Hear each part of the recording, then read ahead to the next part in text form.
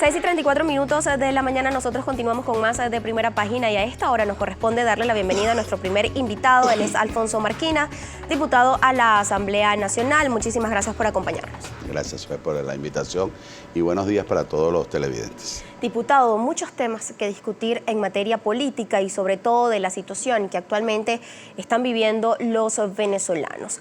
Desde el mes de enero, la Asamblea Nacional se ha trazado una ruta, un llamado mantra, que es cese de usurpación, gobierno de transición y elecciones libres. Ayer el presidente del Parlamento, Juan Guaidó, ratificó estos puntos y que siguen afianzando estas relaciones con la comunidad internacional. Pero que hemos visto que en los últimos meses la situación y la calidad de vida de los venezolanos ha ido en deterioro, sigue la situación de inflación, sigue el problema para poder adquirir la canasta alimentaria, porque ya se consiguen productos en los anaqueles, pero no hay el poder adquisitivo para adquirir la canasta alimentaria. Un venezolano necesita aproximadamente 5 millones de bolívares. ¿Cuál es ese mensaje que quizás quiere dar la Asamblea Nacional, también la oposición venezolana, a esas personas que dicen quiero que me resuelvan los problemas que actualmente estoy viviendo?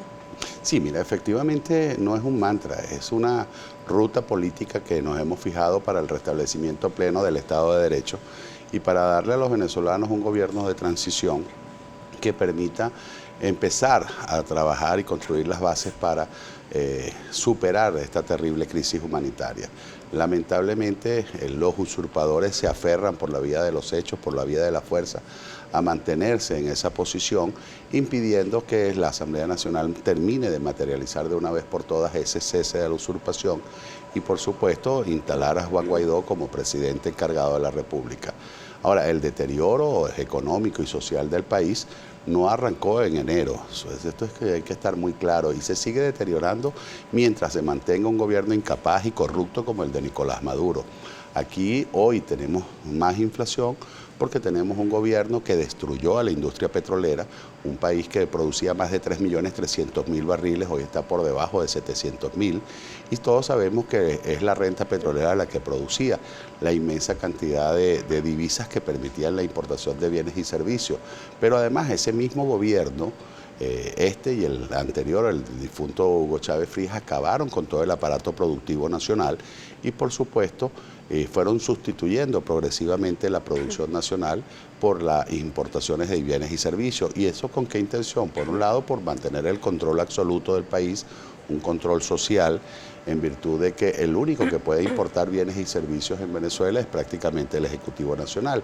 Pero, lamentablemente, esos niveles de importación que se vieron afectados también terriblemente por la corrupción, fueron disminuyendo porque ya sencillamente no se generaban las divisas para poder satisfacer esas demandas del pueblo de Venezuela. La crisis venezolana tiene que ver con 20 años de robos, de estafa. Por ejemplo, tú como todos nosotros sufrimos una crisis eléctrica sin precedentes, pero recordemos que era Venezuela hace 20 años, un país que generaba 2 veces lo que consumía en materia eléctrica Venezuela. Eso nos permitía incluso hasta exportar electricidad a Brasil y a Colombia. Entonces, hacer una afirmación de que porque la Asamblea Nacional no ha terminado de materializar el cese de la usurpación y la instauración plena de un gobierno de transición es lo que está llevando al deterioro de la calidad de vida, creo que es un error. Aquí el único responsable de lo que estamos padeciendo los venezolanos se llama Nicolás Maduro y los usurpadores que lamentablemente han acabado con Venezuela y pretenden seguir acabándola mientras ellos se puedan perpetuar en el ejercicio del poder. Diputado, el presidente del Parlamento, Juan Guaidó, se juramentó como presidente encargado y ha sido respaldado por más de 59 países del mundo. Pero, ¿qué ha hecho Juan Guaidó como tal para tratar de paliar la situación económica que están viviendo los venezolanos? Porque hemos visto donaciones por parte del gobierno de los Estados Unidos. Hace algunos días anunciaron 52 millones de dólares. ¿Quién hace contraloría de ese dinero? ¿Por qué no importar quizás medicamentos y ayudar a las personas quizás con alimentos? Eso es porque tú debes estar informada que aquí el gobierno nacional ha torpedeado el ingreso de la ayuda humanitaria. No solamente son los anuncios de Estados Unidos, es el anuncio de muchos gobiernos democráticos del mundo que, sensibilizados con la tragedia que vive el pueblo de Venezuela, han anunciado ayudas, colaboraciones, sobre todo en el tema alimenticio y en el tema de medicina, que no solamente vimos como el 23 de febrero quemaron de manera impune unas gandolas con ayuda humanitaria, sino que sistemáticamente durante los últimos meses han impedido que ingrese a Venezuela esa ayuda humanitaria.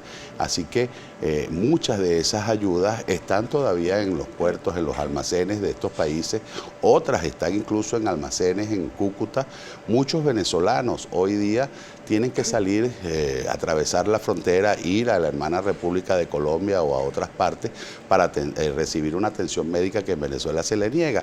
Porque si este gobierno tuviera un poquito de sensibilidad, si no privaran o no imperara dentro del gobierno tanta miseria, permitiría que esa ayuda humanitaria ingrese, porque en definitiva eso lo que viene es a paliar de alguna manera esa terrible crisis que hoy agobia a los venezolanos.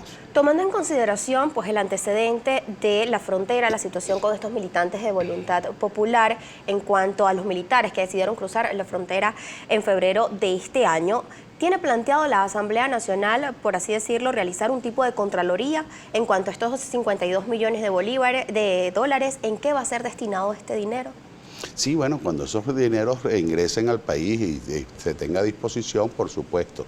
Mira, una de las cosas que tenemos nosotros que estar claros, que nosotros no venimos con la intención de practicar lo que tanto le hemos criticado a este gobierno, es decir, utilizar fondos públicos sin ningún tipo de control para que en vez de esos recursos llegarle a la gente, terminen en las fauces de la corrupción administrativa. Esa es la práctica de Nicolás Maduro. Por eso secuestró todos los poderes públicos, por eso vemos cómo pone sus amigotes, muchos de ellos que ni siquiera tienen currículos, sino prontuarios policiales al frente de instituciones, no solo en materia jurisdiccional, sino también incluso en funciones de Contraloría Administrativa. Así que nosotros venimos a representar un cambio, y el cambio no es sustituir a unos por otros, sino el cambio es un cambio en la conducta, es actuar con estricto apego a la Constitución y a las leyes. Ahora bien, nosotros podríamos efectivamente, cuando tengamos el gobierno de transición y podamos empezar a recibir todos esos anuncios, todos esos recursos que hoy está dispuesto el mundo democrático a prestar o a colaborar con Venezuela para superar la crisis, van a estar sometidos a estrictos controles administrativos y contables. Así que no tengan la menor duda de que nosotros efectivamente representamos el cambio, no es porque vamos a sustituir a unos bandidos por otros, sino porque vamos a desentar la política en Venezuela y vamos a empezar a utilizar de manera transparente para que pueda ser auditada por cualquier venezolano de manera expedita, lo más clara posible, todo el uso que se haga de los recursos públicos. Ahora, diputado, ayer en Colombia se reunieron 20 parlamentarios de nuestro país que están exiliados y también pues, funcionarios del gobierno de Colombia, y estos expusieron la necesidad de seguir emitiendo presión al gobierno del presidente Nicolás Maduro. Pero ¿cómo se puede generar más presión sin afectar a los venezolanos?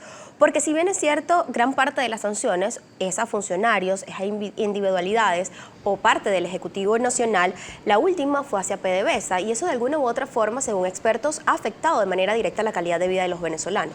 Mira, la verdad es que la inmensa mayoría, por no decir la totalidad, han sido contra individualidades.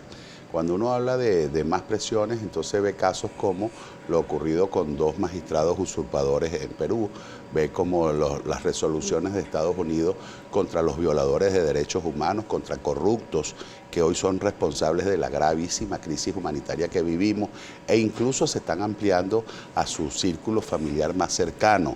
Eso yo no creo que te afecte a ti.